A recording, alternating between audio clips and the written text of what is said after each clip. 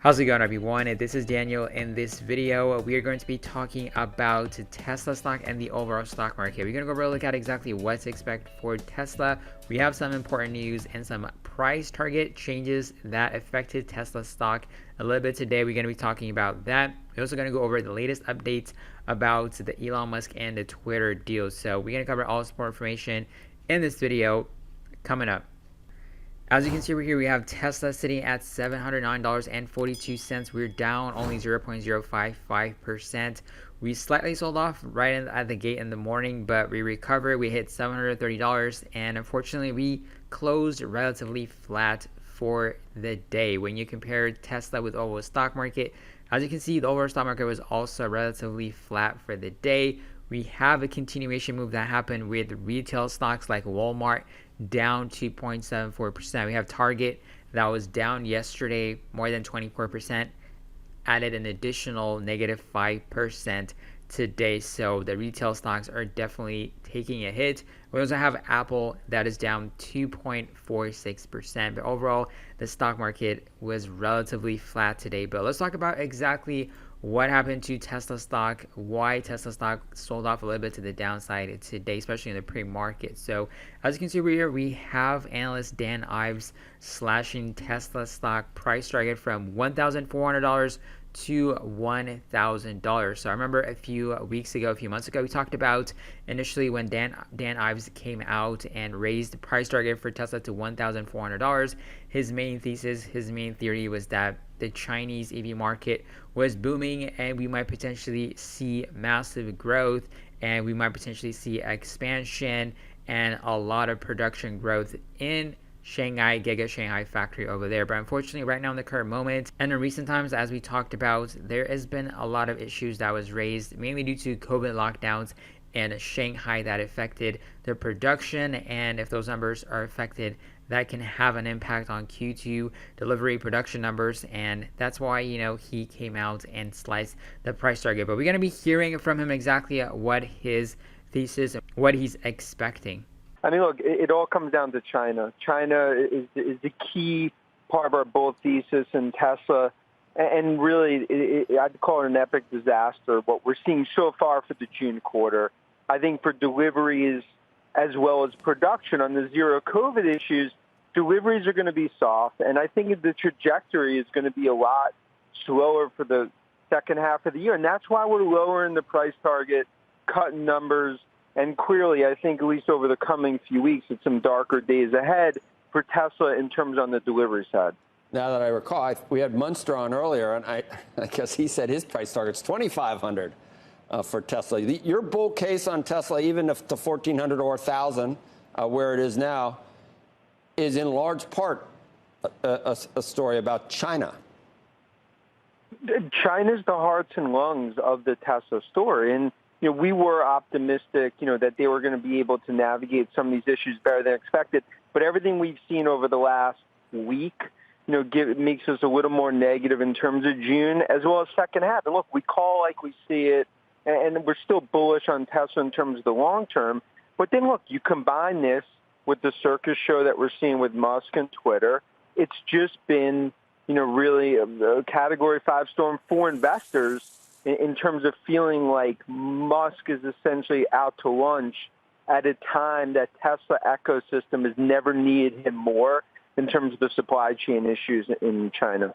Another important news that we're going to talk about for Tesla is the third largest Tesla shareholder is presenting an idea that Tesla should do a $50 billion Tesla stock buyback. So he raised this idea because he believes that Tesla stock is undervalued at the current moment. So as you can see over here on his Twitter, he said Tesla must announce immediately and buy back $5 billion of Tesla shares from its free cash flow this year and $10 billion from its free cash flow next year without affecting its existing $18 billion cash reserve with zero debt. So he also is running a poll. If you agree with this idea or not, you can go to his Twitter and you can vote if you agree or not on his idea. So that is an interesting idea to do because Tesla stock is definitely presenting a very solid buying opportunity for anybody that wants to invest in the long term. But as you can see over here, we're actually going to potentially see if this idea comes into fruition, Tesla actually buying back its own shares. So that is going to be really interesting. Now let's move on to another important news, which is Elon Musk deal with Twitter. So as you can see over here, we're getting some important updates. Elon Musk $44 billion deal for Twitter proceeding as expected. So we've been getting mixed signals with Elon Musk tweeting that, okay, unless he's getting some confirmation about the number of spam bots out there, he's not going to continue with the deal. So as of right now, Twitter is actually moving forward with the steps that I need to take to finalize this deal. But we're going to be watching a video going in detail breakdown of what if Elon Musk does not want to continue, what if he tries to break out of this deal, what is the next thing that could potentially happen, are they going to potentially go to court? There are different scenarios that could possibly happen. So we're going to be watching a video that covers all of the possible aspects of this deal, if it does not go through, if it goes to court, and etc. So let's check out the video. I'm going to come back, and then we're going to go over a look at exactly what to expect for Tesla and the overall stock market for tomorrow. What happens if he decides, I don't want to pay $54.20? What are the means that he has at his disposal? So, a lot of people have talked about the fact that the deal has a breakup fee, and that, people say that he could just pay this $1 billion breakup fee and walk away. That's not true.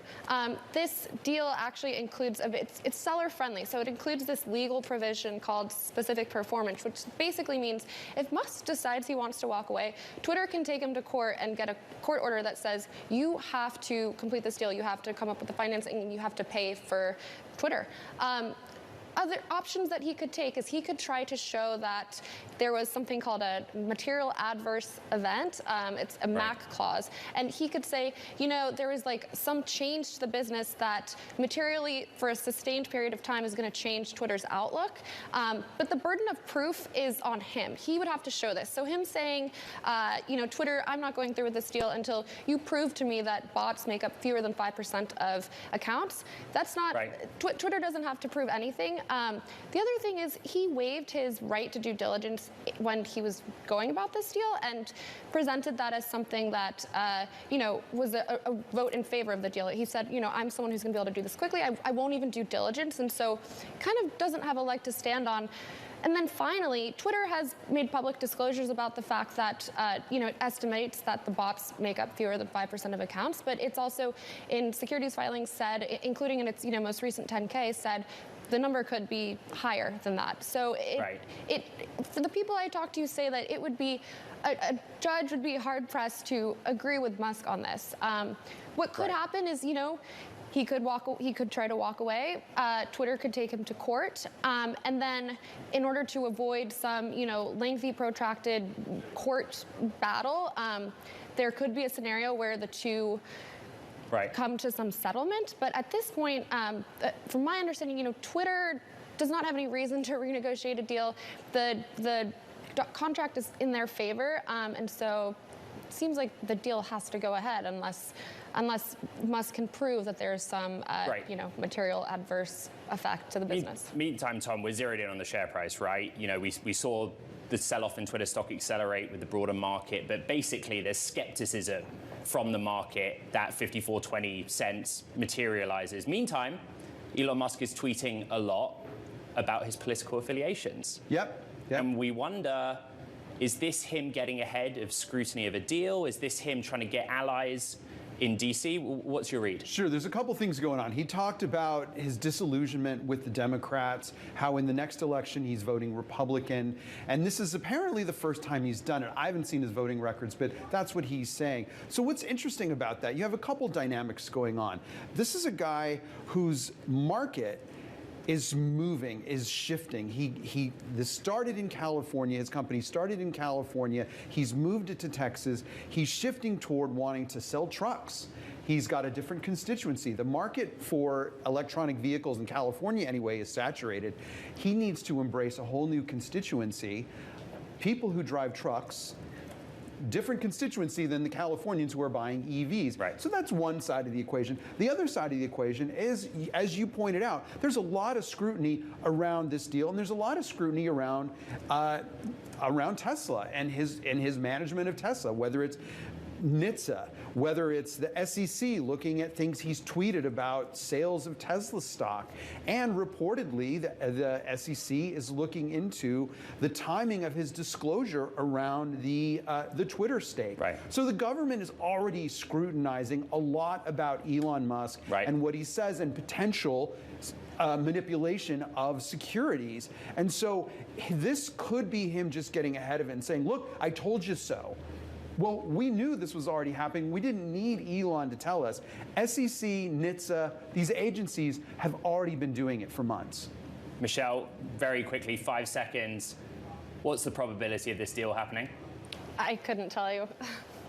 Tom? At 54.20, I don't think it happens. I think there's some kind of negotiation, just like Michelle was talking about. They go to court, he negotiates the price down. As you can see over here, we have the overall market sitting at 389.46 cents.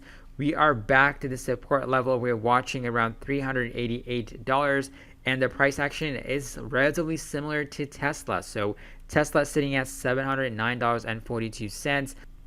As you can see, the price action is relatively similar, right? We have a slight bounce back that happened, and then we got rejected. Right now, we're sitting at a very critical point of a support price point level of around $600 to $700, which is right around over here that we're watching. So the next 2 days could be very vital. Of course, we don't have any important economic data coming out for Friday. Yesterday's economic data that we were waiting for was initial jobless claims data that came in higher than expected. We were expecting around 200,000. It came in at 218,000. So that was a bit of a surprise in a way, but we don't have any economic data coming out tomorrow. So it's going to be really important to see how we close the week. If we break down below the supports, we might see Tesla stock trading below $700. So we're going to be in the $690 to $680 price point if we see an aggressive sell-off.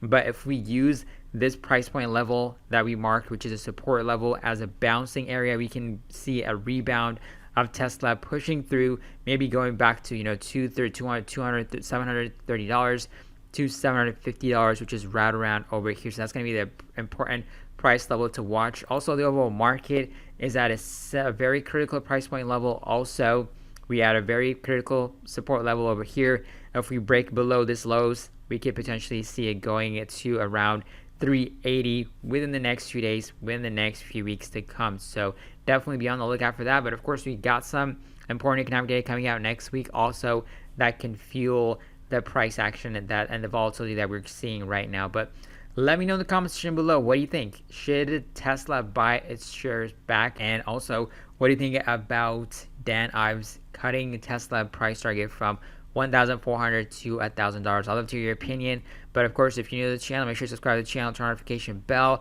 And if you want free stocks too, check out the links in the description box below.